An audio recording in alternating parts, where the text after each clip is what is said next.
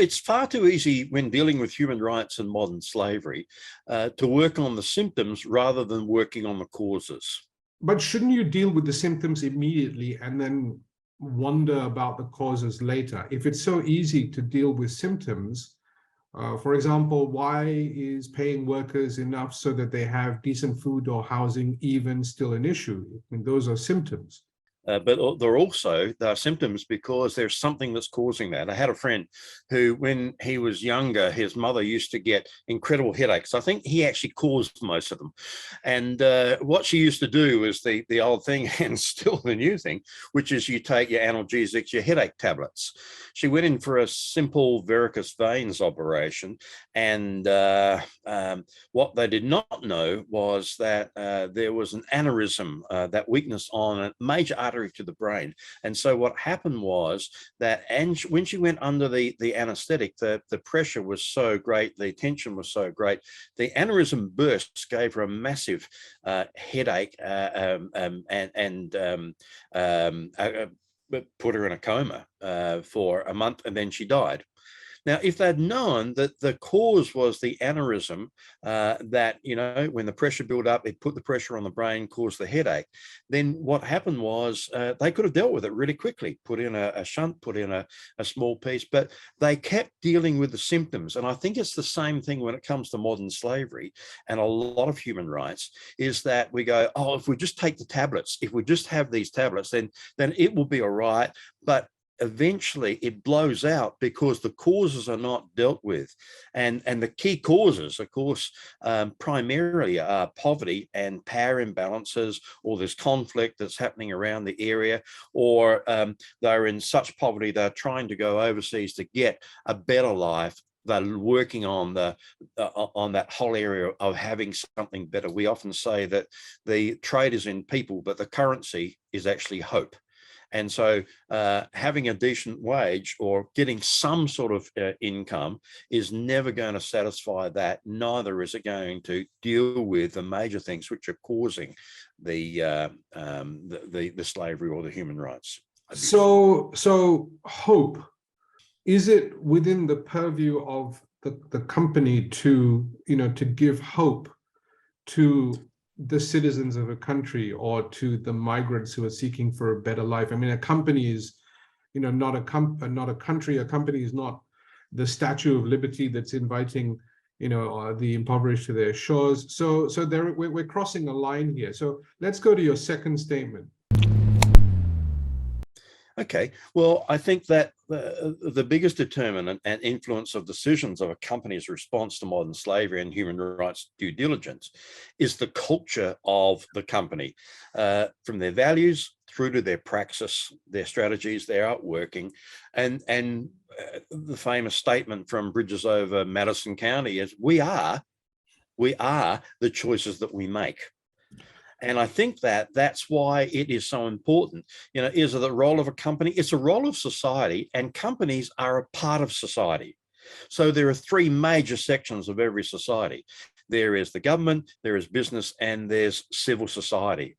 Now, all of those have got to be working in harmony. If they're not working in harmony, you're not going to have a society with well-being, because there'll be conflicts that's happening there. And work is a human right, and giving meaning and giving hope is something that both government and business and civil society needs to be giving to individuals and to communities, because it's the driver that takes us into working towards good rather than destructive behavior and patterns and abuses. Work is a human right. So that is a fairly novel approach if you were to explain, you know, the concept to a company that says that they're basically doing someone a big favor by giving them a job, by allowing them to earn an income. So this idea of work as a human right, I think, is actually quite innovative, quite progressive, and absolutely maybe that does need to be codified as a human right. But if that is the case, then we need to ask the question, is there a global business culture that conforms to this human right? Unlike the Universal Declaration, which, you know, all the nations have signed up to, is there a global business culture that agrees, for example, well, what is modern slavery? or HRDD, should, any business culture, because currently you have the Chinese business culture, you have the Western business culture, you have, the Indian business culture. Is there even diversity in that we should respect? Because perhaps the HRDD that we know and the concept of human rights that we have, would that not just be labeled a Western construct that is being imposed on Asian brands, for example? If we go back to all those cultures, back to the very foundation of their being, and often that's their spirituality, we look at their history, we look at their development. Any culture that does not respect human beings or have some appreciation of the importance of human beings, really, you see, when that actually comes into a culture or a nation, that's when the destructive and the problems start to happen. That's when we start to have wars. That's when we start to have the conflicts and the oppression that happens. And in businesses, they are, again, I'll go back, they're a part of society. And more we are working with businesses to actually say, look, what are your values? What are you here for? What's the purpose of your company? And whether that be Asian, Indian, or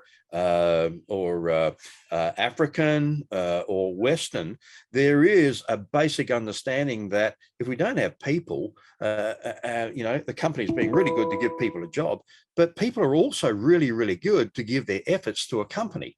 It's a relationship which is absolutely key for a healthy society, well-being, communities, and understanding. So is it a Western construct? Certain parts of it are. Because the cosmology, the way that people see the world, very much determines how they treat the world. We work through our imaginations. The image that we have of ourselves will determine how we treat ourselves. The image we have of another will be how we treat them. The image we have of a company will determine how we treat a company, whether we're buying from them, working with them, or trying to work against them sometimes in some of their behaviors. People work to their images. And I think that's the whole important part of, again, it's hope generation and meaning, because when people lose meaning in life, they actually lose the very power, the ingredients to do things which are about the common good. So there's another concept that you just sort of mentioned, which is how do you see the company? And I think that recognizing the company as an actor in the context of the delivery of a solution or the participation in society or having a set of values. I think having this distinction between the company as being a collective of people and the company as an actor in its own right is actually also a challenge, because if, say, we take some of the spiritual aspects of what you have just said, does a company have a soul? Can a company recognize a human being or another person, given that a company is also deemed to be a person, in society? So that there's a lot that I suppose we could spend another sort of lifetime discussing. So let's go to your third. Well, let me give you an example of that. We were working with a medium-sized fashion company, because that's one of the areas we work in, and we asked them, part of the ask of companies, fashion company, was that you put up on your website within 3 years, you'd commit to putting up at least your first tier, and then you'd work down to your next tier, going through your supply chain.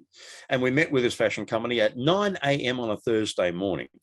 And they were pumped. They were really pumped. Now, the fashion industry is full of people who are pumped. It kind of attracts those personalities. And they were telling us a story with great enthusiasm and passion that at 10:30 p.m. on the Tuesday night, they'd got their last lot of factories up. And so they'd put up all their first tier of all their suppliers for their fashion company. And they were high-fiving. They told us around. And I said, it's a phrase I often use. And I said, isn't it good to do good? And she stopped and got this rapid eye movement. And she said, yeah. But it wasn't just our team, the sustainability team, that put that up. The whole company, the whole office was different. We had people ringing up, store managers ringing up, saying, it's so good to be a part of a company that's doing the right thing, it's doing good. And I said, yeah, well, it's a spirituality to all this, isn't it? And she said, after she stopped and got the rapid eye movement again, like, wow, Fuzz, this is about the soul. It's about the soul, isn't it? I said, I think you're onto something there. We've got to talk more about that. We've got to talk more about that. So we found that companies actually even use that language, that there is a soul in the culture of the company. There is a soul which is there, which actually drives them to actually do the behavior and make the decisions that they make. But within a company is not a homogenous being. Within it, there are all these tensions that go on, even in the C-suite of, you've got the sustainability people who are saying, generally, look, this is what we need to do. This is what's got to happen. This is the right thing. Then you've got the bean counters, the accounts department saying, yeah, but are we going to make profit out of that? Is that going to really take away our cutting edge as a business? Then you've got the legal department saying, oh, yeah, we could be sued for this. Well, I'm not sure that that's safe for us to do that. We're a bit risk averse if we're going to doing those sorts of things. And then you've got your management that's going, yeah, well, the shareholders are thinking this, etc. So within a company, there are all these tensions that are happening there. And the thing that we have seen, which actually brings a company together, is when they all know their values, what they're working towards, and the fallback is, yeah, but hang on, this is what we believe is important, isn't it? I think that is where we start to see healthy companies who are doing the innovation and who want to do the right thing and want to be champions in this area of particularly modern slavery and human rights. Yeah, I mean, I think that health broadly, the physical health, of course, must come back to the mental health, the spiritual health, and what is the soul of the company. So as if people are participating in that goal and they recognize that their vehicle is their company, then it makes a huge difference. So let's go to your third statement. And that's modern slavery and human rights due diligence is a wicked problem. And this is a concept that's been around now for about 15 years. And that it needs multi-pronged approaches and contextual understandings. And if you're going to tackle what you think is one strand, you soon discover it's not multi-strands, but it's one single thread that's in a tangle. And so therefore, you actually never get to actually working on what is the solution by tackling just one bit of that. You actually have got to see the connection, that this is a complete unit. It's one thread that's going through. And often it's got to be managed so that you actually get to some of the solutions and the innovations that often are going to move towards those solutions. So this kind of circles back on the first question and the point that you made, which is there is an underlying issue that needs to be resolved before you take the aspirin that puts you into a coma. So how would we know, are these strands mutually exclusive? For example, if we do resolve proper pay, wouldn't that alleviate poverty, which would stop desperation so people don't make choices which are just based on fear or on hunger? So why would we not just fix that obvious problem, pay them more, and then let the system itself become holistically less bad over time? I mean, there should be a systemic resilience that underlying, all of this, if we solve this one major problem.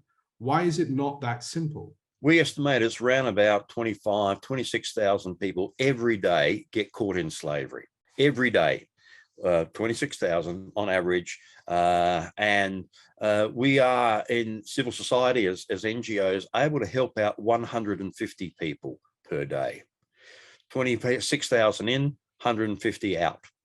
I think that's one of the biggest answers. There's an urgency here, and it has been a system. I mean, slavery, human rights due diligence is a systemic problem. Systemic problems need systemic solutions. And I think that you work on one, it's not just you work on this and let the system do it. The system has caused the problem there to start with. And often the system does not have a capacity to actually do that. It will either collapse. And to use Obama's great quote where he said, the problem of modern slavery is that people don't realize that there's an economic problem, because you are building a false economy. And what false economies do is they collapse. And we know what happens when economies collapse.